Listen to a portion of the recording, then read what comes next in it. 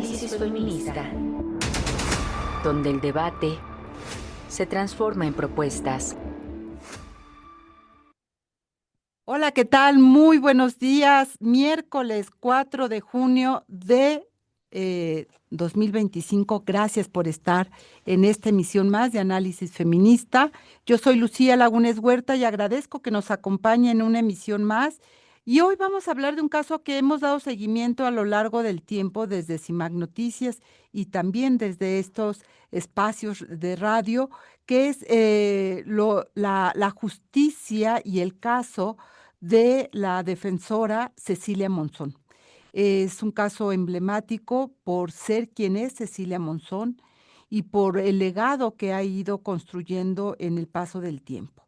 En días pasados, su hermana, que es también quien lleva pues el juicio y la representación legal, Elena Monzón, dio a conocer una sentencia de uno de los juicios, digamos, o de las causas que se están llevando en el caso de Cecilia Monzón. Y agradezco muchísimo a Elena que haya aceptado estar esta mañana aquí con nosotras en Análisis Feminista. Elena, bienvenida, ¿cómo estás? ¿Qué tal? Muchas gracias por recibirme. Gracias por estar. Comparte con la audiencia qué fue lo que se logró estos días y qué falta precisamente por alcanzar. Sí, bueno, precisamente como ya señalabas, mi hermana Cecilia Monzón, que fue víctima de feminicidio el 21 de mayo de 2022, hace 3 años, realmente mi hermana pues, era abogada, era feminista, apoyaba a muchas mujeres en el estado de Puebla, que es donde ella vivía. Y pues una de las cuestiones que ella estaba llevando en vida era precisamente un tema propio, que era respecto a su expareja, el político Javier López Zavala, ¿no? Su expareja con quien tenía un hijo en común. Entonces había una cuestión que era el tema civil, el procedimiento de alimentos, y por otro lado había una causa que era la de violencia familiar. Mi hermana hasta el último día estuvo pidiendo que su carpeta, que había iniciado ella de violencia familiar, se judicializara y que se llevara pues, a juicio, ¿no?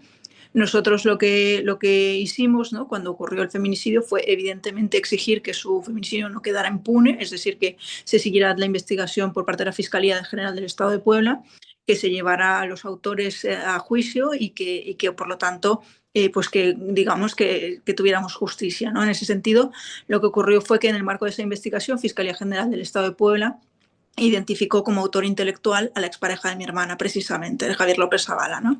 Y además a dos sujetos que están vinculados también, están imputados en el procedimiento como autores materiales. ¿Qué ocurre? Que en ese momento lo que nosotros decidimos en conjunto con Fiscalía fue continuar la causa de violencia familiar ya iniciada por mi hermana contra su expareja y al mismo tiempo continuar y presionar porque el juicio de feminicidio tuviera lugar, ¿no? En este momento estamos ya en un contexto en el que hemos podido anunciar que tanto Fiscalía General del Estado de Puebla como nuestra representación legal han conseguido pues, la condena en violencia familiar. Esto ocurrió el viernes 29 de mayo para el 30 de mayo para el 31. Y a partir de ahí, pues ahora mismo seguimos el juicio de feminicidio, pero como anuncié ayer que teníamos audiencia de feminicidio, ya lo hacemos con el autor intelectual del feminicidio como sujeto que ya está condenado por violencia familiar. Es una sentencia de las que se cuenta un poco en México, porque es verdad que muchas veces las causas de feminicidio lo absorben todo, ¿no? Es verdad que es muy difícil llevar los dos procedimientos al mismo tiempo por el nivel de detalle que requieren cada uno de los dos y porque además es un ejercicio pues, muy revictimizante el estar en los dos procedimientos, ¿no? Entonces es verdad que, como digo, se ve poco en México que ocurran dos causas simultáneas como es este caso, ¿no? Y sobre todo que se consigan pues condenas en violencia familiar en general creo que es muy difícil en México. ¿Era necesario, te pregunto yo, llevar las dos causas y no enfocarse solamente a feminicidio? Era necesario por dos motivos. La primera es porque mi hermana legítimamente ejerció sus derechos y por lo tanto una cuestión ahí ya de moral y de básicamente de una lucha solidaria que mi hermana tenía con todas las mujeres y que yo tengo con todas las mujeres en México. porque existiendo, como digo, una carpeta iniciada por mi hermana, en donde mi hermana había ya llevado pruebas, donde existía documentación, la cuestión del desgaste que suponía llevarla, realmente creo yo firmemente que por una cuestión ahí ya de tanto a efectos de responsabilidad social como incluso moral con mi hermana, que fuera ella escuchada en juicio como tanto luchó, era necesario, por supuesto que era necesario y era imprescindible que se escuchara su verdad. Y esa verdad ha quedado acreditada. Por lo tanto, tenemos a un violentador condenado en este momento. A Eh, partir de, no, ¿Perdón? termina, Elena. A partir de ahí, lógicamente, es un juicio difícil de feminicidio que tenemos por delante, pero bueno, son cuestiones que vamos a seguir sorteando porque nada en este procedimiento ha sido fácil y digamos que a lo largo de estos 3 años ya nos hemos enfrentado a muchísimos escenarios que lo único que han hecho es darnos fuerza y básicamente trabajar todos los detalles para sacar esto adelante. Cecilia Monzón sigue dejando huella para las mujeres, para una causa en la cual ella creía, por supuesto, que era el derecho de las mujeres a vivir libres de violencia y el derecho de las mujeres a acceder a la justicia de manera rápida y expedita. El juicio de violencia familiar también senta un precedente para otras mujeres de que puede, por supuesto, cuando hay las condiciones y la voluntad, tú dirías, Elena, de las autoridades de abrir la puerta a la justicia, es posible que las mujeres accedan a ella. Claro, claro, evidentemente aquí siempre está como decía yo el otro día, ¿no? Un delicado equilibrio que se tiene que tener con la Fiscalía. No nos olvidemos que la Fiscalía es realmente quien tiene el poder de presentar las acusaciones, ¿no? Y por lo tanto hay que tener ese delicado elemento que es, bueno, por un lado en este caso que conviven tanto la presión de las colectivas feministas, a quienes estamos, mi familia y yo, eternamente agradecidos por todo lo que han hecho en México, como también la presión social que obviamente se ha construido alrededor de pues, el escenario de impunidad que viven muchas mujeres, ¿no? Hay una necesidad de justicia en México para las mujeres y es lo que se ha visto en este caso y lo que obviamente nos ha dado también mucha fuerza para poder tener cierto equilibrio con la posición de Fiscalía, ¿no? Yo no puedo mandar a Fiscalía a hacer las cosas, pero es verdad que se ha conseguido tener suficiente atención como para que a Fiscalía del Estado de Puebla le interese sacar este caso adelante. Javier López Zavala está ya sentenciado por violencia familiar, 6 años, ¿ya está en la cárcel? Está en la cárcel desde hace casi 3 años. O sea, el 6 de junio, este viernes, hará 3 años que está en prisión preventiva. Ahora, por fin, con la condena que tuvimos el viernes, son 6 años de prisión. Por fin pasa de prisión preventiva en cuanto al delito de violencia familiar a ya una prisión declarada. Y que viene todavía el proceso del juicio de feminicidio, que eso lleva tiempo. ¿En qué etapa están en el juicio de feminicidio, Elena? Bueno, pues es un juicio oral. Ayer justo tuvimos la audiencia número 17. Digamos, la verdad, es un juicio largo porque al final tenemos a 3 acusados conjuntamente. Lo que hicimos pues en una decisión de fiscalía que valoramos y que además nosotros también apoyamos fue unir las causas para que realmente tuviéramos un solo juicio y porque hay una evidente vinculación entre el autor intelectual y los 2 autores materiales, ¿no? Y nosotros para acreditarlo todo considerábamos que era mejor llevar esta estrategia de un solo juicio, pero al mismo tiempo son 3 personas que están representadas por 3 defensas, por lo tanto, pues es como tener 3 juicios a la vez, pero en un mismo escenario, ¿no? Entonces llevamos 17 audiencias con la particularidad de que pues es un juicio en donde se tienen que acreditar muchísimas cosas, tanto materiales como respecto al autor intelectual, y por lo tanto pues está siendo muy lento, además de las prácticas dilatorias a las que ya nos tiene acostumbrada la defensa, ¿no? De por sí, como varias estrategias que han intentado para evitar que el juicio tenga lugar y que tenga lugar en el estado de Puebla, ¿no? Incluso pidiendo amparos para irse a Toluca en un momento dado, ¿no? Entonces, es más bien una tarea de no olvidarnos del detalle, atención al detalle en todo momento, no dejar que nos despistemos y, por otro lado, pues estar ahí presionando, estar ahí presentes. Yo estoy en la mayoría de las audiencias, de vez en cuando está mi madre también, porque son realmente 3 audiencias que son muy largas por semana.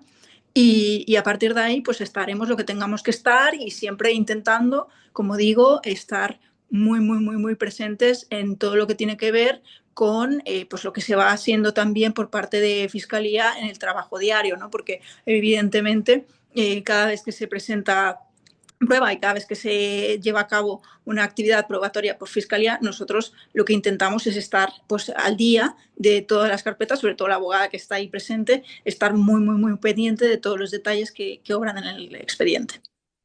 ¿De dónde sacas la fuerza para mantenerte a lo largo de este tiempo y continuar con la defensa? Hmm. Bueno, como digo, aquí no estoy ni mucho menos sola, más allá de, además de las activistas como ya he mencionado, está también un equipo legal con el que confío, con el que he podido trabajar a lo largo de estos años, que me ha dado esa posibilidad de estar yendo y viniendo entre México y España. Y por otro lado, pues así somos un poco las Monzón, ¿no? Somos un poco guerreras, tenemos mucha energía y en mi caso tengo la suficiente paciencia y resistencia para aguantar el pulso. ¿Qué has aprendido a lo largo de este tiempo, Elena, como abogada, Mm. como mujer? No sé si antes ya te declarabas feminista y si ahora te declaras como tal. Es decir, hay alrededor muchas cosas que han significado seguramente en tu vida o constataciones o cambios. Hmm. Bueno, obviamente me ha hecho convivir como digo, mucho activismo feminista. Yo particularmente no me atrevo a llamarme a mí misma activista, creo que eso es un título que hay que ganarse. Hay muchas mujeres que así lo hacen, y sobre todo en entornos complejos como es México, en donde reconozco realmente ese trabajo diario y lo que supone, ¿no? Ser mujer en México es un contexto realmente diabólico, en el sentido de que hay muchos tipos de agresiones y en cualquier momento y en cualquier circunstancia, ¿no? Y a partir de ahí, el hecho de poder estar trabajando con activistas, incluso como sabéis, porque creo que desde SMAC habéis dado bastante difusión a la ley Monzón, ¿no? Estar viendo también cómo se va aprobando la ley a lo largo del país, pues me ha dado también la oportunidad de ver diferentes contextos y a partir de ahí yo creo que si tuviera que tildarme de algo de feminista, te diría que creo más en los actos que en las palabras y eso es lo que intento hacer. ¿Y qué México has visto, Elena? Es decir, en este recorrido de la ley Monzón, pero en este recorrido de acceso a la justicia para Cecilia, ¿qué México has ido descubriendo? Bueno, es un México, como digo, en donde hay diferentes. Yo creo que no hay una posición social ni una escala social en donde no haya agresiones a las mujeres. Creo que culturalmente es un entorno en donde hay una voluntad de evolucionar. O sea, eso lo he visto como nota positiva, lo destaco. O sea, sí noto que en el ambiente hay esa voluntad, pero ahora en los momentos concretos, ¿no? Es donde realmente puede suponer retos inmensos, ¿no? Entonces, si tuviera que ponerle un título, yo te diría que para mí México es brutal, ¿no? Brutal en cuanto a la capacidad de destrucción que tiene frente a las mujeres. Qué palabra tan fuerte, ¿no? Has usado dos palabras muy fuertes, diabólico y brutal. Si los une uno, parece esto un infierno. Bueno, yo he sido perseguida en coche por exigir justicia, ¿eh? En México, cosa que no creo que pase en cualquier país democrático. No creo que sea lo más común tampoco, pero sí creo que pasa y que la vida de las mujeres, pues afortunadamente ahora veo, por ejemplo, cambios en cuanto a incluso la secretaria de las mujeres, que está muy pendiente y sí creo que lo que está haciendo es una misión muy importante de poner a las mujeres en el centro y de tener esa voluntad de realmente trabajar para ellas y construir para las mujeres mexicanas. Ahora, como digo, hay una voluntad y eso lo destaco positivamente, muy positivamente.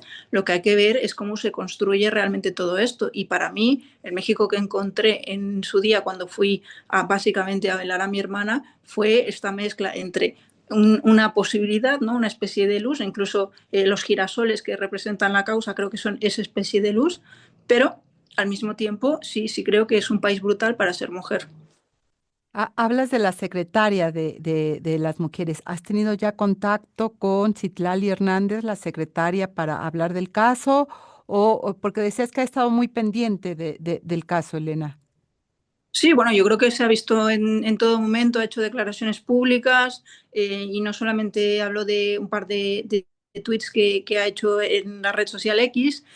También incluso ha hecho entrevistas en donde ha mencionado el caso, ¿no? Entonces yo sé que está pendiente y en ese sentido pues cuento con que no solamente ya está pendiente, sino que ese es el espíritu con el que se está trabajando desde el Gobierno federal y entiendo desde el Gobierno local del Estado de Puebla, que el otro día también la Secretaría de Mujeres sacó precisamente un comunicado respecto al caso y la condena que comentábamos antes de violencia familiar.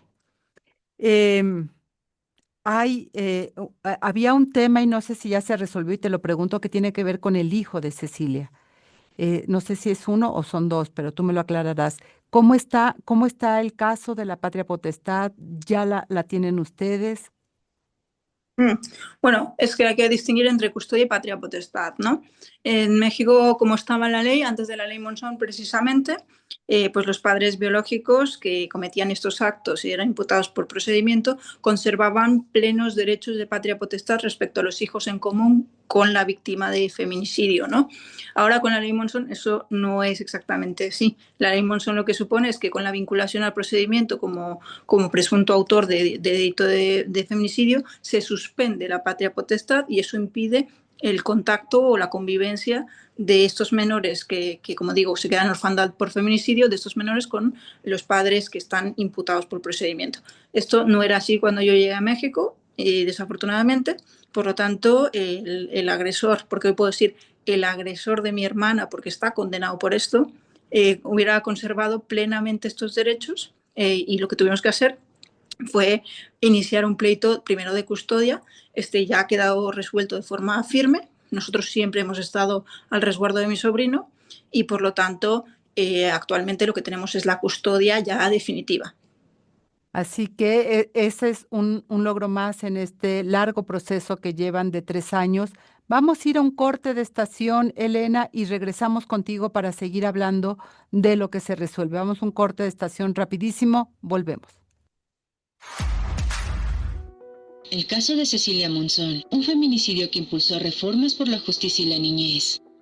Cecilia Monzón Pérez fue una abogada penalista y activista por los derechos de las mujeres en Puebla. Dedicó gran parte de su vida profesional a acompañar a mujeres víctimas de violencia, defendiendo casos de pensión alimentaria, custodia y agresiones físicas o psicológicas. Su lucha fue pública, frontal y valiente, lo que la convirtió en una figura clave en el activismo jurídico con perspectiva de género. Cecilia también libraba una batalla legal personal. Había denunciado a su expareja, el político Javier López Zavala, por el incumplimiento de sus responsabilidades parentales. El 21 de mayo de 2022, Cecilia fue asesinada a plena luz del día en San Pedro Cholula, Puebla, mientras conducía su automóvil. Fue interceptada por 2 hombres en motocicleta que le dispararon 6 veces. El ataque, planeado con antelación, fue perpetrado con características claras de feminicidio debido a su activismo, la relación con el acusado y el contexto de violencia previa que había denunciado.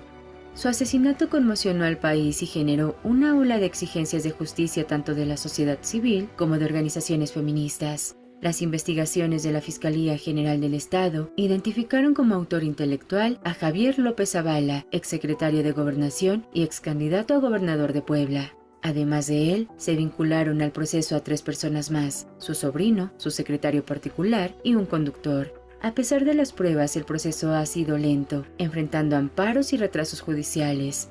En mayo de 2025, López Zavala fue declarado culpable del delito de violencia familiar en agravio de Cecilia, un paso importante, aunque aún queda pendiente la resolución por el feminicidio.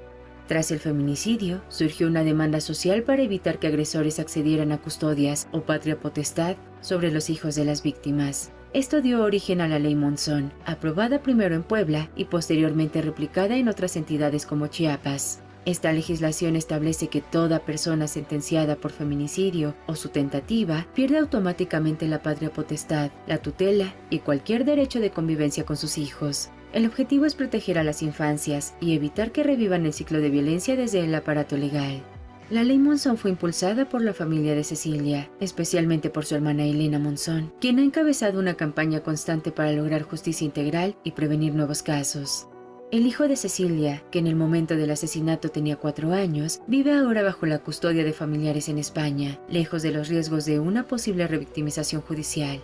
La ley lleva el nombre de Cecilia no solo como un homenaje, sino como un recordatorio del tipo de justicia transformadora que las víctimas merecen. El caso de Cecilia Monzón ha puesto en evidencia las fallas estructurales del sistema judicial mexicano en la atención a mujeres víctimas de violencia. Colectivas feministas como 50+1 han reconocido que leyes como la Monzón fortalecen los derechos de las mujeres y la niñez y han exigido que los jueces actúen con una verdadera perspectiva de género. Informó para Análisis Feminista Marlene Galván. Y ya estamos de regreso aquí en Análisis Feminista. Recuerde 55 35 08 47 61 nuestras vías de contacto. Y estamos hablando precisamente sobre este primer paso en el acceso a la justicia para Cecilia Monzón, que es la sentencia de 6 años contra la expareja de Cecilia, Javier López Zavala, quien fue condenado a 6 años por violencia familiar. Y tú señalabas, Elena, precisamente en las redes, que esto era un umbral de éxito, pero aún quedaba, pues, digamos, ajeno a este umbral de éxito, pues los daños causados también al hijo de Cecilia y de Javier. Esto era parte del juicio de violencia familiar. ¿Y cómo quedó esa petición que ustedes tenían en el caso del daño hacia el hijo de Cecilia? Sí, bueno, aquí hay que tener presentes dos cosas, ¿no? Una cosa es el tipo delictivo de violencia familiar, ¿no? Es un tipo de delito que en el Estado de Puebla pues ya lleva años que está en el Código Penal y que pues tiene unas características. Incluso el otro día creo que puse el Código Penal, el artículo en mis redes, precisamente subrayado por mi hermana, que lo trabajaba mucho. Y aquí, pues lo que consideró su señoría es que si bien pues sucede, digamos, hay elementos, ¿no?, que nosotros aportamos y que aportó Fiscalía en su prueba y en sus conclusiones, si bien hay elementos, pues no los considera como lo suficientemente graves respecto a mi sobrino como para meritar el título de víctima de este delito, ¿no? Nosotros ahí discrepamos muy respetuosamente, creo que valdrá la pena plantearnos, ¿no? Y ya veremos si lo hacemos o no. Este 6 de junio veremos la sentencia, porque se hará lectura de sentencia este 6 de junio apenas, y ya decidiremos si vale la pena el revisitarlo, apelar y pedir ahí ese reconocimiento que nosotros creemos que corresponde a mi sobrino como víctima también de este delito, ¿no?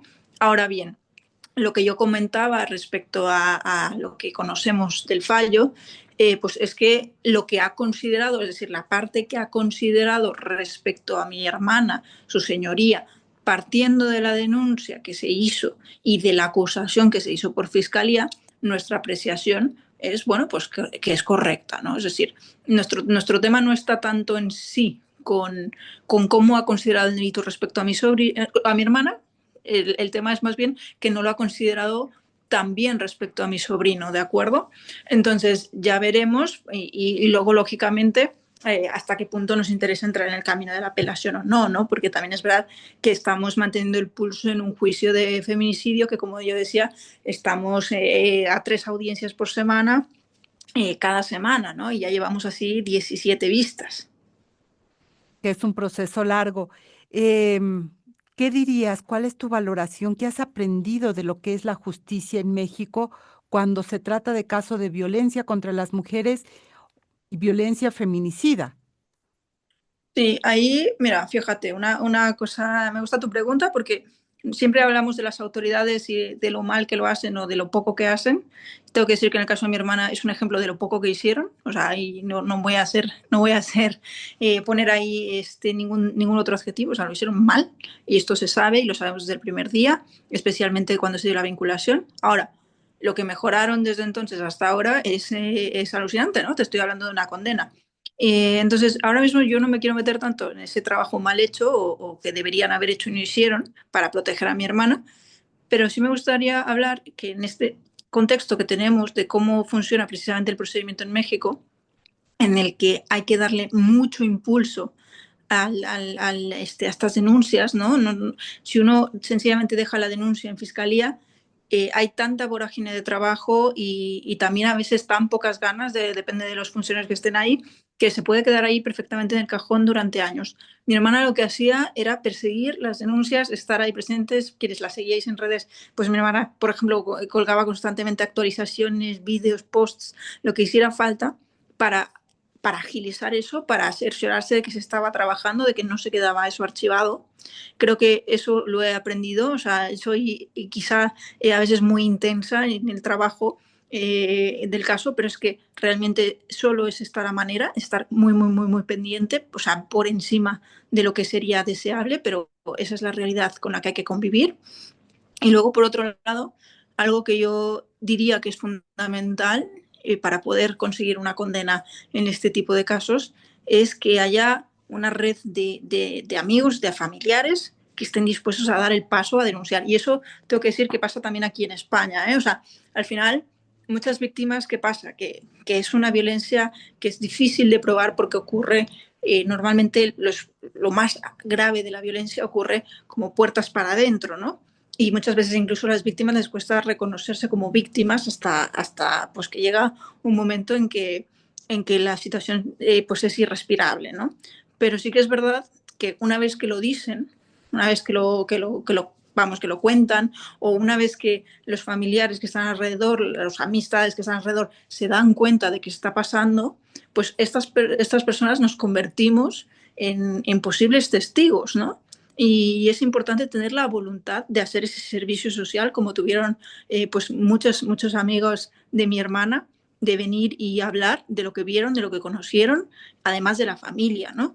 Y esa solidaridad que tuvieron estas amistades de mi hermana, pues es realmente una cosa que no terminaré de agradecer nunca, que hayan tenido no solo el valor, porque es una figura política ante la cual pues tienen delante a la hora de declarar, pero también ese, como digo, compromiso, esa lealtad, esa hermandad de venir a declarar a juicio y que tengo que decir que eso ya no depende de las autoridades como tal, ¿no? Depende de la responsabilidad que cada quien quiera tener en estos casos y que lo que hay que hacer es involucrarse porque realmente esto de la violencia machista solo la podemos parar entre todos.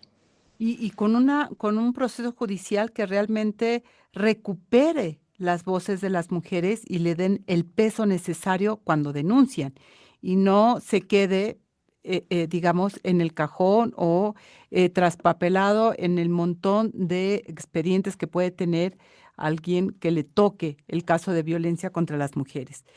Tú sabes, Elena, que el fin de semana se hizo una elección en México para renovar el Poder Judicial y uno de los grandes temas, de las grandes dolencias de este país es la impunidad.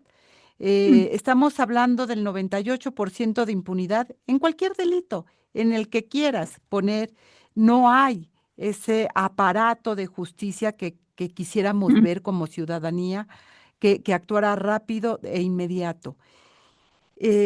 Y bueno, tú lo conoces de primera mano cuando se trata de violencia feminicida y cuando está la vida de las mujeres en riesgo. ¿Crees que habrá cambios realmente con esto que ha ocurrido el domingo pasado, en términos del acceso a la justicia, de la facilidad del procedimiento? ¿O qué percibes tú como abogada, como víctima también en el caso de tu hermana? Sí, bueno, tú lo destacabas, ¿no? El punto de cuando hablamos de poner la voz de las mujeres en el juzgado, ¿qué comporta, no? Pues darle también mucha seguridad a las víctimas de que su denuncia va a llegar a algún puerto y de que efectivamente se les va a escuchar y no revictimizar, ¿no? Creo que todavía falta mucho por andar en ese camino, sin perjuicio de que, como digo, si se presiona, si se está ahí presente y si las familiares y los testigos de toda la violencia les dan apoyo a las víctimas, evidentemente se asegura muchas más oportunidades de conseguir un procedimiento satisfactorio y además que la verdad prevalezca, ¿no? Entonces, evidentemente hay que escuchar y creer a las mujeres y hacer todo lo posible porque esas voces lleguen a juicio. Ahora bien, este cambio en el sistema judicial garantiza que esas voces vayan a ser escuchadas como corresponde. Bueno, es posible que dentro de lo que cabe haya más sensibilidad pero lo que requiere la justicia mexicana, sobre todo, es sistematizarse, es decir, que la guía de perspectiva de género de la Corte Suprema de Justicia no sea un mero, digamos, tríptico, no, que realmente se aplique al nivel local, no solo federal, y que además esto comporte que se conduzcan las partes con esa perspectiva de género también, porque hay que recordar, y esto yo no me canso de decirlo, que las y los abogados somos operadores de la justicia, es decir, quien ejerza la abogacía con puro interés privado sin tener en consideración que sirve a la justicia, realmente no debería estar dedicándose a eso, ¿no? Entonces, ¿va a ser suficiente con el cambio? No, no va a ser suficiente, ni tampoco para la velocidad que necesita México. Para mí hay cambios fundamentales que todavía no se están comentando y que creo que son muy importantes de incluir para mejorar la justicia para las mujeres. Uno de ellos tiene que ver, lógicamente, con la abogacía como tal. Creo que hay muchos abogados que pervierten la profesión en cuanto a la atención que le dan a las víctimas y los tratos que se les dan. Creo que ahí fundamentalmente la abogacía tiene que ser una gran reflexión, la abogacía en México, respecto a cómo ser un servicio para la justicia y para, en este caso, las mujeres, y eso es básico. Y luego, por otro lado, lo que sí veo es como víctima, ¿no? Es incluso, ¿no? Yo digo, tenemos representación legal, tenemos muchos apoyos y los agradezco todos los que queramos, pero lo que no tenemos es una herramienta procesal que nos equipare, ni siquiera más o menos a lo que hace Fiscalía, ¿no? Es decir, nosotros siempre tenemos que estar interactuando con Fiscalía, buscando ese equilibrio, como comentaba yo antes, pero porque procesalmente nosotros somos básicamente unos invitados al procedimiento. No tenemos un protagonismo ninguno, las víctimas. Y eso no lo encuentro algo que en un Estado de Derecho a estas alturas del partido tenga sentido. Para mí, la reforma que se introdujo del sistema penal acusatorio hace ya tantísimos años, ¿no? Que aunque le llaméis nuevo sistema, ya lleva pues muchísimos años, se queda coja cuando las víctimas no pueden tener un ejercicio pleno de sus derechos para ser escuchadas en igualdad de condiciones en juicio. Así que esa herramienta procesal tendría que existir para garantizar que hay más oportunidades para que las víctimas tengan sus derechos y no se revictimice. En este proceso electoral hubo cambios también en los juzgados. Yo te pregunto, Elena, en el caso de Cecilia, en el juzgado donde se está llevando a cabo este proceso por feminicidio, ¿va a haber cambios? ¿Se mantiene el juez? ¿Cómo queda con este proceso electoral el juzgado en el que están ustedes? Tenemos un tribunal colegiado, para empezar, tenemos una presidenta, dos vocales, ¿vale? Entonces no ha habido cambio, nosotros seguimos como estamos ahora mismo. Y no hubo, en el proceso, no hubo cambios tampoco. No ha habido cambios, como digo, no estamos, o sea, vamos, incluso hemos podido continuar la audiencia sin ningún problema este lunes, como te comentaba. Va, porque hay en varios lugares que estos juicios se van a ver interrumpidos precisamente porque habrá cambios del personal que estaba laborando, así que en este caso, en el de ustedes, seguirán dando. Lecciones aprendidas, Elena, en este largo caminar que ustedes como familia, como víctimas, tengan y que puedan dar luz para las para las víctimas que están llevando procesos similares como el de ustedes. Bueno, a mí esta es una pregunta que siempre me resulta muy incómoda, la verdad, porque, lecciones aprendidas, yo no creo que haya nada aquí que yo quisiera o tuviera que aprender. Yo creo que no hay ninguna lección que yo pueda sacar de esto. No hay nada en ese sentido que yo pueda decir, pues mira, esto me faltaba por aprender. Pues no. Y si lo hubiera tenido que aprender, seguro que de otra manera lo hubiera conseguido, ¿no? Y luego, por otro lado, al decirle a las víctimas cómo reaccionar ante esto, siempre es lo que me incomoda muchísimo, porque yo no creo que haya una manera de hacerlo mejor o peor. Creo que sencillamente cada quien responde a su tiempo y como puede. Si Perdón, tuviera... pero me refería más al proceso legal. Ujú. Tú eres abogado y has tomado experiencia de esto. Has dicho, em, hay que estar ahí permanentemente, ¿no? Hay que estar porque no tienen una voz propia, Ujú. porque depende de lo que haga la fiscalía. Y muchas de las víctimas de feminicidio, que son sobre todo madres, hermanas como tú, hijas, las que llevan el proceso, se enfrentan, sin ser abogadas, a un sistema que desconocen completamente y que tienen que aprender rápidamente a moverse. Me refería a ese proceso más que a como víctima, ¿no? Pues lo primero que tienen que aprender, como bien señalas, es que las víctimas en el procedimiento tal como está diseñado, las víctimas están para ser ignoradas. Así tal cual está hecha la norma y así tal cual está hecho el sistema. Ahora, hay cosas que no se pueden ignorar, que es la insistencia y sobre todo es cuando uno se empieza a mirar las cosas. O sea, lo que sí les recomiendo a las personas es, hay medios, incluso digamos por internet, que permiten buscar los artículos o sea, el código de procedimientos penales, el código penal que corresponda al área, etcétera, leerlos, intentar entenderlos por su cuenta, ir al Ministerio Público y decir, oye, ¿te refieres a este artículo que me estás diciendo? Etcétera, ¿no? Luego, por otra parte, algo muy importante que tener presente siempre es precisamente la ley que regula, cada fiscalía tiene en su estado una ley que la regula. Yo os garantizo que todas estas leyes, igual que la ley de atención a víctimas, dicen que os tienen que escuchar. Por más que el sistema esté configurado para ignorar, por más que la ley permita que se ignore a las víctimas, porque al final lo permite, también es verdad que hay derechos que permiten y que legitiman el actuar de las víctimas, ¿no? Entonces, siempre tenéis derecho, por mucho que os digan que no, y hay que ser pesados a morir. O sea, esto sí, que se acuerden, que se despierten y se ven a dormir los ministerios públicos pensando en las víctimas. Esto es así. Y decías algo muy importante en este aprendizaje, la red de amigos, la red que soporta, porque son juicios no sencillos, son largos. Esto es un proceso que necesita solidaridad para sostener lo que hay que sostener.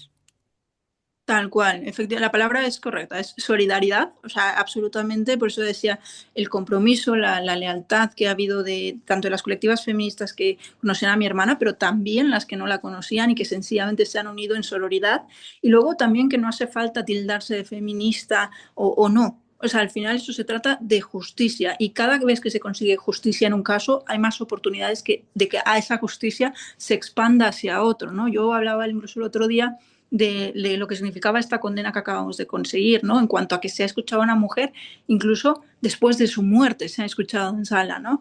Y ese tipo de justicia, cuando se consigue, se expande, o al menos eso es lo que creo, ¿no? Y la solidaridad digamos, en que se traduce todo esto es un poco el que si yo consigo una sentencia que se puede extrapolar a otros, pues qué maravilla para todos. Y aparte de eso, el hecho de que para navegar todo esto en el día a día, efectivamente hace falta una red muy importante de amistades, de activistas y de colectivos que tengan este espíritu de solidaridad, que además eso sí puede ser, así como te decía, brutal.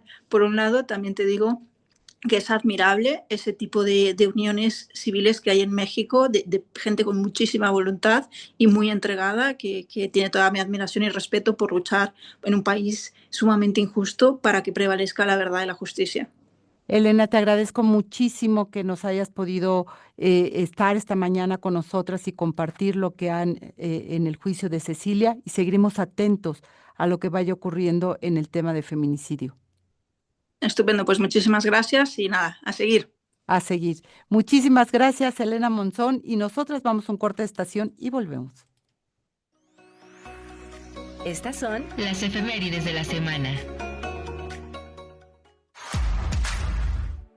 El 2 de junio de 1928 falleció Adela Zamudio, destacada escritora y pionera del feminismo en Bolivia. Defensora de la libertad de cultos y de los derechos de las mujeres, Zamudio enfrentó con valentía al clero y a los sectores conservadores de su época. El 11 de octubre, día de su nacimiento, fue declarado Día de la Mujer Boliviana. El 4 de junio se conmemora el Día Internacional de los Niños y Niñas Víctimas Inocentes de la Agresión, una jornada destinada a recordar y concienciar sobre los graves impactos que la violencia armada y los conflictos tienen en la infancia en todo el mundo. El 5 de junio se celebra el Día Mundial del Medio Ambiente, una fecha dedicada a sensibilizar y promover la acción en favor de la protección del entorno natural. Busca generar conciencia sobre los desafíos ambientales que enfrenta nuestro planeta y fomentar la participación activa de individuos, comunidades y gobiernos en la conservación y el cuidado del medio ambiente. El 6 de junio de 1959 nació en la Ciudad de México María Aurora Mota, una destacada matemática, ecuménica y defensora de los derechos sexuales lésbico-gay. Durante la década de los 90 fue fundadora de ProSalud Sexual y Reproductiva, colaboradora del movimiento Abrazo de Lucha contra el SIDA y del colectivo Nancy Cárdenas en Nuevo León. Además, estableció Género, Ética y Salud Sexual en 1997 en la Iglesia de Comunidad Metropolitana. El 7 de junio de 1848 nació en Aguascalientes Dolores Jiménez y Muro, una destacada escritora y periodista mexicana, reconocida por su ferviente defensa de la Revolución Mexicana. Durante su carrera, colaboró con diversas revistas de la época y fue directora de la revista Potosina. Fue fundadora del Club Femenil Antirreeleccionista Hijas de Cuauhtémoc. El 8 de junio de 1903 nació en Bruselas, Bélgica, Marguerite Yourcenar, una de las voces más trascendentes de las letras francesas del siglo XX. Esta polifacética escritora destacó como poeta, novelista, dramaturga y traductora. Su obra más famosa es Memorias de Adriano, junto con Opus Nigrum, novela con la que ganó el premio Fémina. Estamos de regreso aquí, 55 35 08 47 61, las vías de contacto para que nos haga llegar sus comentarios. Y si va a usar las redes sociales para acercarse a nosotras, nos puede encontrar a través de Facebook o X como CIMAC Noticias y puede usar los hashtags CIMAC Radio y Periodismo Feminista para hacernos llegar sus comentarios. Vamos a pasar a otro tema que también es muy importante y lo compartía precisamente aquí con la producción Fuera del Aire, sobre menstruar en la escuela, este manual de acción para docentes y personal directivo. Y agradezco a Jenny Farías, directora de Proyectos de Operaciones y Sustentabilidad en Mexicanos Primero y coordinadora de la investigación Menstruar en la Escuela y Manual para Docentes, porque te escuché, Jenny, en la presentación que hiciste precisamente sobre los resultados de la investigación en el marco de estos foros que está haciendo el gobierno mexicano en la sustentación de la respuesta para CEDAW, comité de expertas de la Convención contra toda forma de discriminación hacia las mujeres. Lo que habían encontrado cuando hablamos de ausencia escolar de las niñas, una de las razones, y es lo que compartía con la producción, es que menstruan. Y entonces un hecho biológico que va a ocurrir durante el largo periodo de vida de las mujeres, que no se puede evitar, que va a pasar porque va a pasar, se vuelva un obstáculo para que las niñas puedan seguir en la escuela de manera cotidiana, cuando uno pensaría que eso está superado y no es así, Jenny.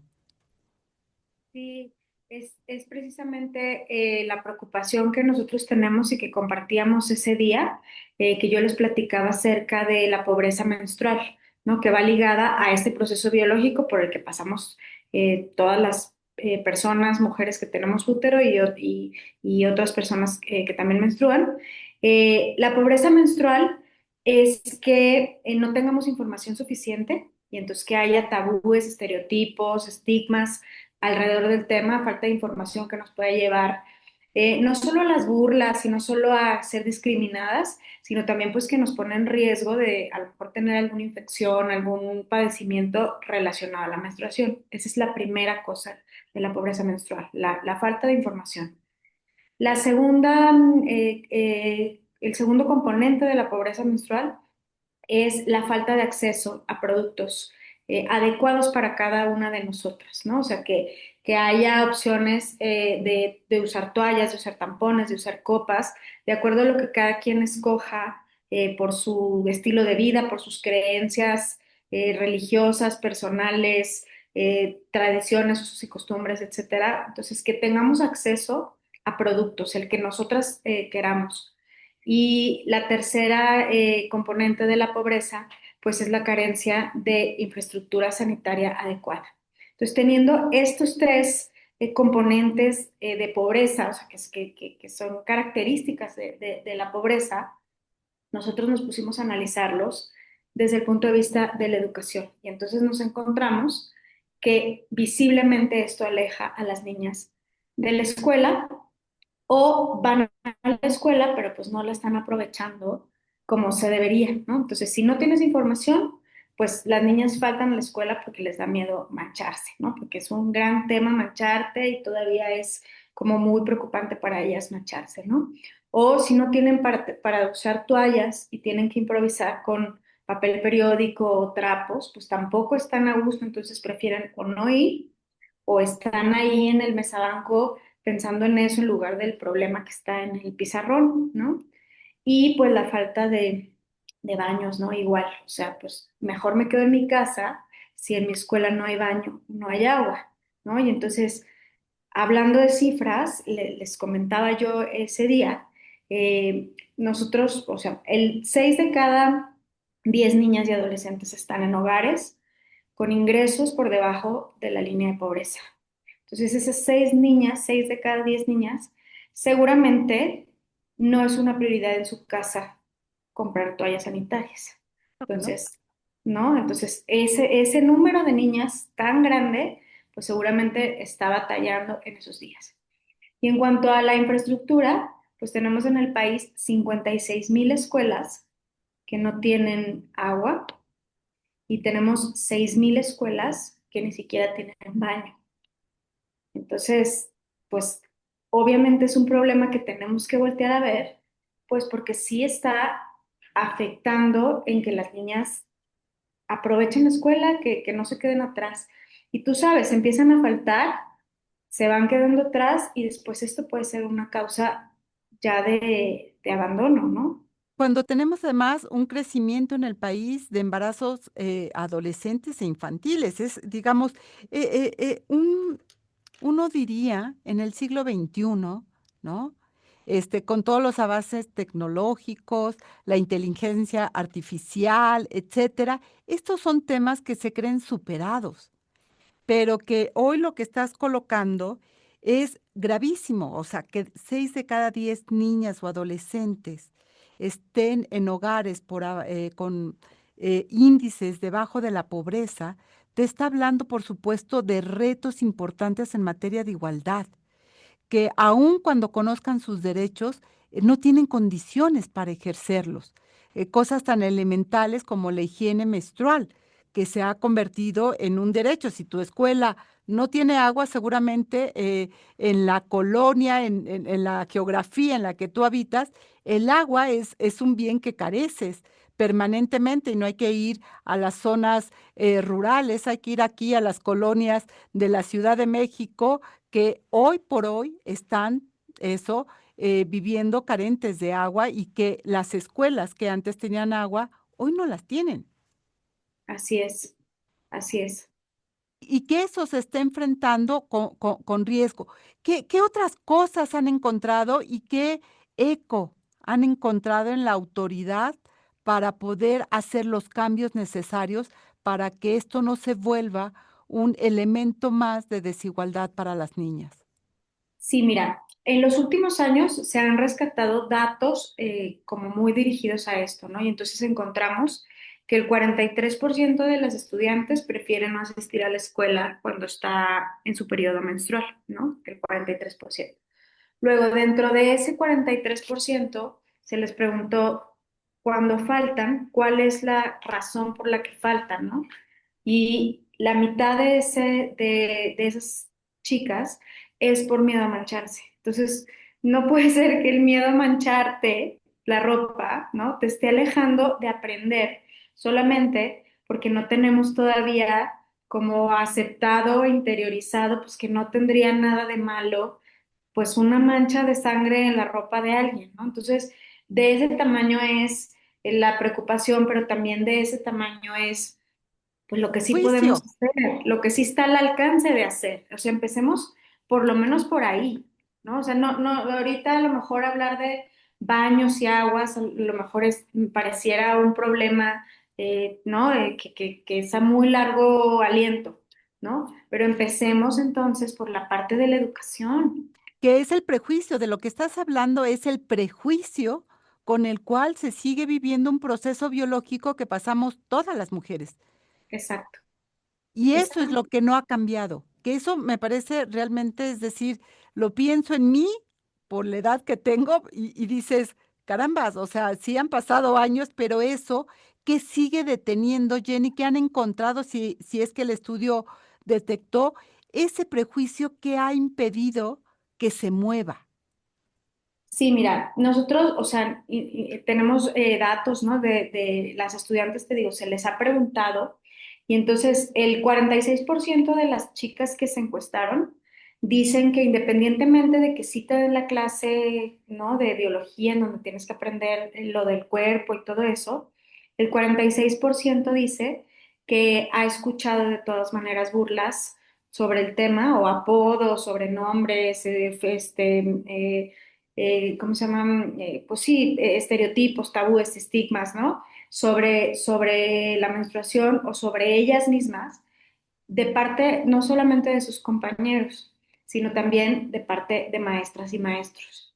Entonces, esas son las cosas pues que tenemos que poner muchísima atención, ¿no? Yo les platicaba que nosotros revisamos los materiales de la nueva escuela mexicana respecto al tema. Los materiales son muy valiosos, están muy bien hechos, rescata cosas que no tenían los materiales anteriores, habla incluso como del empoderamiento de las chavas, habla de cómo es algo que en algunas tradiciones es algo como a resaltarse o a celebrarse, ¿no? En distintas culturas. Trae los calendarios del ciclo menstrual, que por lo menos a mí nunca me tocó que me lo enseñaran, ¿no? O sea, los materiales son muy valiosos, pero no necesariamente las maestras y los maestros están formados para aprovechar esos materiales o para abordarlos de la manera que tendría que ser. Entonces, no importa qué tan bueno esté el material, si ese día el profe se lo salta rápido porque todavía tiene prejuicios propios, ¿no? O ignorancia y no sabe cómo abordarlos o falta de sensibilidad o lo que tú quieras. Y entonces esos materiales, pues nada más ese día los pasan rápido, ¿no? O separan al grupo todavía, ¿no? Que si las niñas escuchan la clase, pero los niños no. O sea, como todas esas, eh, pues, Prácticas viejas. Yo me acuerdo prácticas. que cuando hablaron en sexto de primaria, en mi sexto de primaria de hace muchos años, sobre menstruación, efectivamente, ¿no? Todo lo que ocurre alrededor, el hecho de que obliguen a los niños a salir porque es un tema que ellos no pueden escuchar, como si fuera vergonzoso escuchar que hay una etapa del crecimiento de las mujeres en el cual vamos a enfrentar este proceso, que ellos también van a tener que aprender, porque es un proceso en que cada uno vamos a ir teniendo modificaciones en el cuerpo, cada uno pues, por su sexo, ¿no? Es decir, las mujeres, los hombres, y que tendríamos que aprender qué le pasa a ellos y qué nos pasa a nosotras de una manera natural, sin prejuicios, sin rubor, porque ese hecho que hoy ocurre en el siglo XXI, que es el mismo que me pasó a mí, que Sí, ustedes lo sí, encuentran,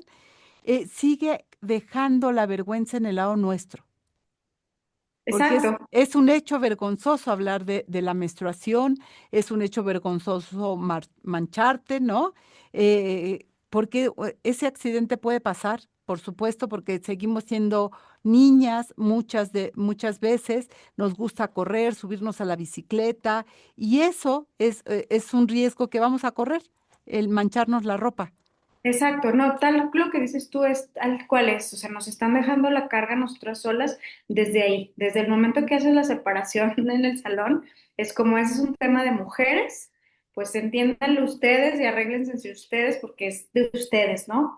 Y no, pues es un tema de la sociedad en la que vivimos, ¿no? Esos chicos van a tener que convivir con personas que menstruan en sus trabajos, en sus familias, ¿no? Y tenemos que saber o sea, todos de eso, porque todos después vamos a ser parte de una sociedad en la que se toman decisiones, en las que se adaptan circunstancias, en las que, o sea, en las que vivimos con la menstruación. ¿Menstrues tú o no? ¿No?